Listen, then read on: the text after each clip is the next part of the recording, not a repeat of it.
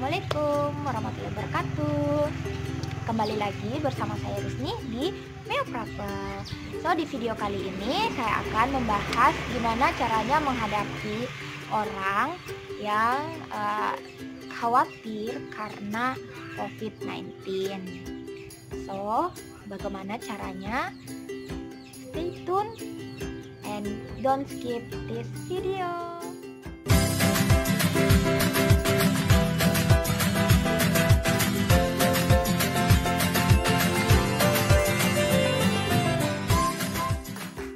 Sebenarnya sih ini pengalaman pribadi ya yang terjadi pada adik aku.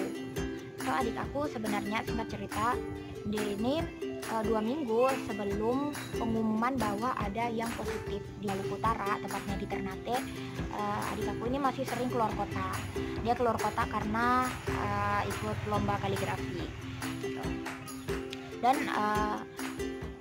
selama dia latihan tuh ada satu temannya yang lagi flu berat, saking beratnya flu-nya tuh sampai hilang suaranya.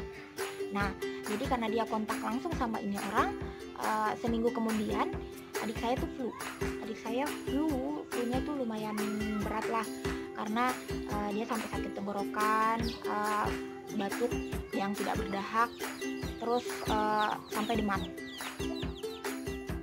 Karena adik aku lumayan insecure sama tubuhnya ya, pada saat dia demam itu dia langsung ke puskesmas, dan di sana dia langsung diperiksa, lalu dia dikasih vitamin, obat untuk pereda batuk sama pereda demamnya. Namun kurang lebih setelah 4 hari itu batuknya tuh nggak reda, demamnya itu masih kadang-kadang muncul gitu, dia masih kadang demam, 2 hari itu dia demam lagi, habis itu panasnya hilang lagi. Saat itu juga 4 hari itu ada pengumuman bahwa ada 1 orang yang sudah terinfeksi COVID-19 di daerah Maluku Utara. Nah, adik aku ini makin worry gitu, makin cemas, makin khawatir karena gejalanya kan sama ya kayak flu. Nah, saking khawatirnya adik aku ini, dia mau pegang apa-apa tuh dia bersihin, bahkan sampai tempat colokan pun dia bersihin dulu sebelum dia colok gitu. Lalu kurang lebih udah 4 harian lah, 5 hari. Dari 5 hari dia mulai chat, dia mulai kasih tahu keadaannya dia ke aku. Udah aku bahas-bahas biasa aja ya, jangan malah nakut-nakutin gitu. Jadi aku bahasnya masih yang udah ke dokter belum, dokternya bilang apa gitu, kan dikasih obat apa gitu, udah minum berapa hari, mulai chat-chat biasa. Nah, setelah itu karena sudah mungkin sekitar 5 hari, flu-nya itu nggak turun-turun dan dia masih sering panas. Akhirnya dia memutuskan untuk balik ke Halmahera Utara, ke Tobelo. Nah, kurang lebih dia balik itu sekitar seminggu ya, udah seminggu dia flu berat. Dia pulang ke sini, selama perjalanan itu dia sempat chat sama saya. Terus dia bilang gini, bahwa dia itu sakit badannya, tenggorokannya juga sakit. Yang kali ini tuh dia mengalami sesak nafas selama perjalanan, lebih tepatnya dadanya agak terasa sakit. Terus saya juga ya balasnya juga yang masih udah, saya bilang jangan dulu dipikirin itu gejala-gejala COVID-19. Ya udah kamu pulang aja dulu, nanti sampai sini kita periksa gimana gitu. Udah, aku mulai tenangin dan dia juga lumayan tenang ya. Lalu pada saat dia sampai di sini jam 6 sore lah dia nyampe di rumah. Jam 8 malamnya itu aku bawa dia ke salah satu posko siaga COVID-19 yang berada di daerah Maluku Utara, berada di daerah Halmahera Utara ini. Nah, sampai di sana dia mulai ceritakan gejalanya dia, apa yang dia rasakan sama penyakitnya, yaitu flu ya. Nah, besoknya itu di sini tuh lumayan agak siaga ya, lumayan banget siaga dari pihak kesehatan sama kepolisian.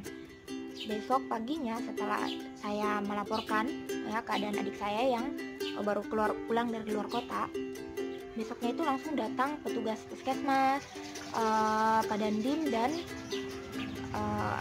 dari kepolisian. semakin banyak itu datang untuk menyemprotkan desinfektan di rumah dan menanyakan keadaan adik saya. Nah, karena saking banyak adik saya itu lumayan khawatir juga, karena yang datang itu ke rumah itu banyak ya, lumayan banyak gitu. So dia berpikir bahwa dia bakal dibawa kemana gitu untuk dikarantina. Ternyata dia malah disuruh karantina mandiri di rumah.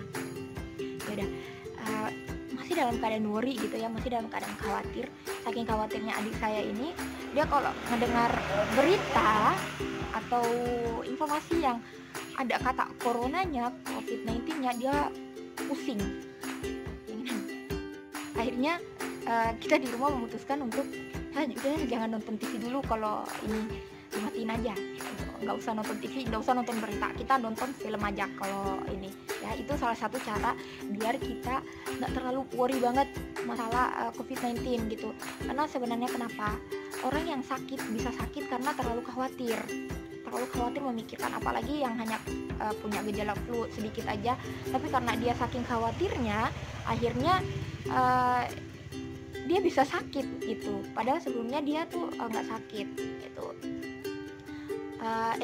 Emosi itu berpengaruh ya ke sistem imun tubuh kita. Sistem imun kita tuh berpengaruh. Nah, kalau kita marah itu kurang lebih sistem imun kita tuh juga menurun.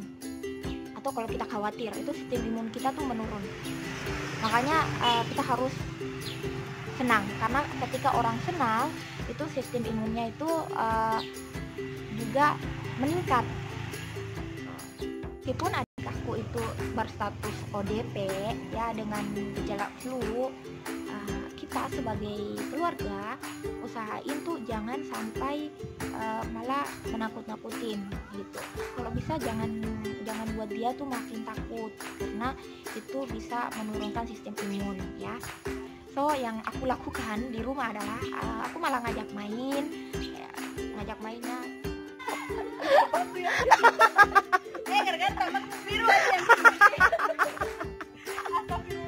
aduh, baku bagi tutorial berjemur. Bagaimana tutorial berjemur?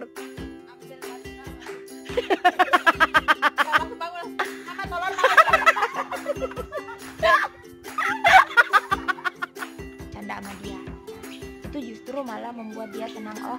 Karena dia akhirnya jadi berpikir bahwa dia nggak dijauhin gitu. Dan itu membuat sistem imun kita malah meningkat. Pun kekhawatirannya adik aku tuh mulai menurun, tapi ternyata flu-nya dia itu tidak berkurang ya, karena panasnya dia itu masih kadang-kadang panas juga gitu, suhu tubuhnya masih turun naik, dan dia masih flu, batuk dan lain-lain. So apa yang dilakukan oleh keluarga kami? Nah, karena batuknya itu ibu aku juga udah mulai khawatir ya. So singkat cerita, aku nggak tahu ini resep dari mana gitu ya, resep dari mana lah nggak tahu. Nah, jadi ibu aku nyuruh untuk cari daun pala sama daun cengkeh. Jadi daun pala sama daun cengkeh sama daun serai itu direbus di air panas ya, di lumayan lah panci gitu, panci besar kayak masak air panas gitu, tapi ditambah dengan daun-daun tadi, daun pala, daun cengkeh sama daun serai. Nah, setelah airnya mendidih ya, setelah air mendidih itu ibu aku ngisi minyak kayu putih, ditambahin minyak kayu putih di dalamnya. Jadi ini ceritanya kayak mau di sauna gitu, kayak mau di sauna itu adik aku. Tapi kalau di Ambon itu namanya ukup gitu, tapi aku nggak tahu sih namanya ini. Tapi keadaannya itu sama kayak kita sauna, jadi sauna. Jadi air mendidihnya itu yang udah bau rempah-rempah itu adik aku ditutup pakai selimut gitu tebal ya. Lalu di dalamnya itu ada air mendidih yang udah diangkat dari kompor, dan uapnya itu dihirup sama adik aku. Jadi disuruh hirup uapnya, dan pada saat dia hirup itu batuknya dia tuh yang makin menjadi-jadi gitu, keluar terus. sampai akhirnya kurang lebih dia disaunain itu selama 30 menit. Jadi dia disaunain sama ibu aku itu sebanyak 3 kali, yaitu pada saat pagi, sore, dan besok paginya lagi gitu.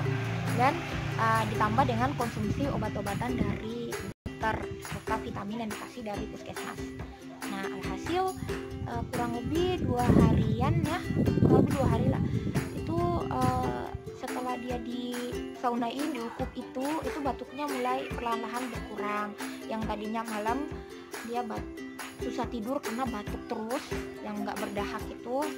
Nah, itu mulai berkurang dengan konsumsi obat juga mulai berkurang, sakit badannya juga itu mulai berkurang. Dan pada saat 3 hari kemudian itu dia benar-benar kayak udah fit, udah nggak batuk, udah nggak flu, udah nggak semuanya.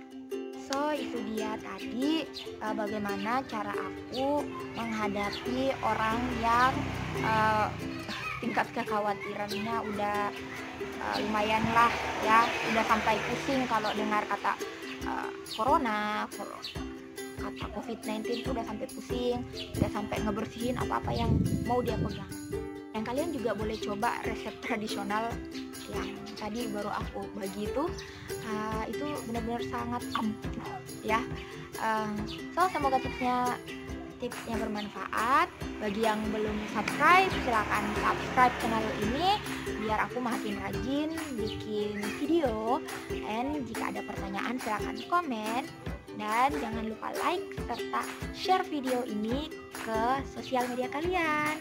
So wassalamualaikum warahmatullahi wabarakatuh, sampai jumpa di video berikutnya. Bye bye.